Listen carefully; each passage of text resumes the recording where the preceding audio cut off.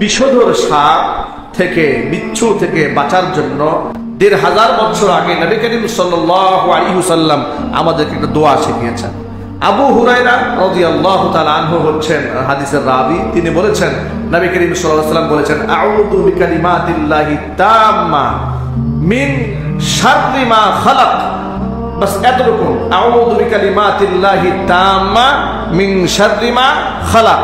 আল্লাহর কাছে আল্লাহর সমস্ত পবিত্র কালিমার মাধ্যমে সাহায্য প্রার্থনা করছি আল্লাহর সৃষ্টিকুলের সমস্ত অনিষ্ট থেকে, সাপ থেকে, বিচ্ছু থেকে, কুদৃষ্টি থেকে, সব ধরনের অনিষ্টতা থেকে পানাহ চাচ্ছি কার কাছে?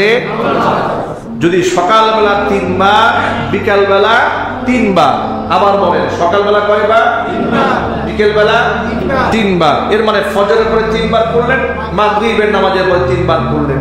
কোন ব্যক্তি যদি নিয়মিত এই আমল করে, আউযু বিকালিমাতিল্লাহি তাম্মা মিন শাররি মা খালাক, আউযু বিকালিমাতিল্লাহি তাম্মা মিন শাররি মা খালাক, আউযু বিকালিমাতিল্লাহি তাম্মা মিন শাররি মা খালাক, সাপ বিচ্ছুর দংশন থেকে আল্লাহ রাব্বুল আলামিন ফেরেশতা দিয়ে ব্যক্তিকে নিরাপত্তা দান করবেন।